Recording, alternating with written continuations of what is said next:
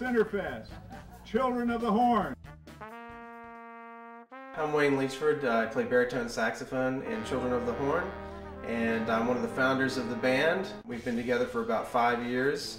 Most bands, they form the rhythm and then they add some horns later on as the group evolves, but we started with the horns.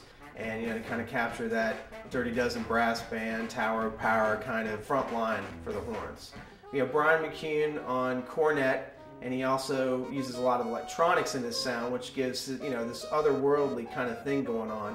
Brian was not the original trumpet player for the group, but his addition really has helped us evolve into something that we may not have been if he hadn't joined the band. Robo Jones is our trombone player, and I've known Robo for a long time. We played in a salsa band together and just connected immediately. But he's just been a rock for the band ever since day one.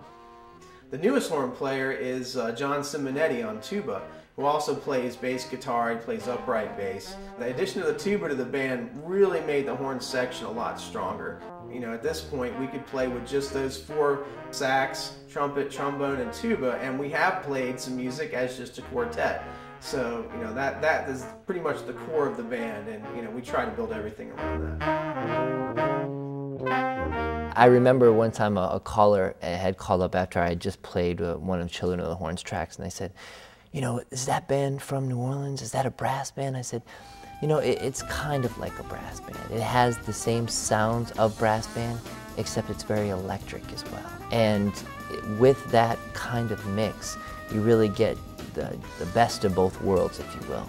So you get the saxophone and you get the wonderful horn sounds, but you also get that funk, rhythm, bass, backbeat, which we love so much. So it's just this big gumbo, if you will, melting pot of music. I think that's what gives us the appeal when we play to a mass audience, is that there's a little something for everybody. If someone likes Latin merengue, or they like funk music, or some improvising musicians playing jazz. I think Children of the Horn has all of that. They became such a part of the program because they're community service. I would call them during fundraisers and say, hey, we need to raise some money for the station. And they would support us with free CDs to give to the listeners if they donated a certain amount of money. And then I said, you know what? It would be great to have you guys up here playing live in the studio.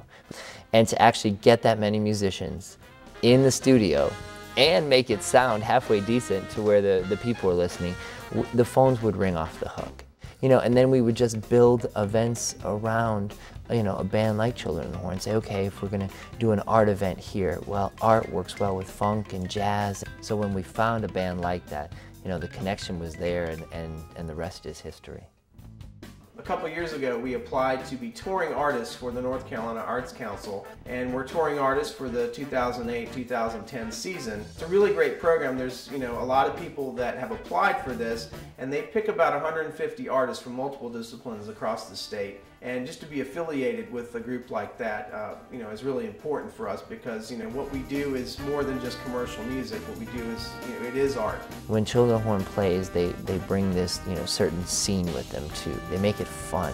We do concerts, we do nightclubs, but mostly we've been doing festivals, and I think festivals has been a really good fit for us because there's a lot of different kinds of people there. It's been interesting to see what kind of people actually like our music. When they play out in a park outside, you see kids running around dancing. Music, is the key to the soul. So, if you get these little kids out there who just hear a little bit of a saxophone or a little bit of a drum, and they're running out there and they just want to hear as much as they can and dance to it, and then it's just contagious. It happens from there. But at the same time, you see these 50, 60, 70-year-old people who have, just shown up to say, oh, I heard this was a jazz concert. Actually getting up, out of their seats, clapping, snapping their fingers, having a good time, because it's very danceable, fun music that just puts smiles on your face.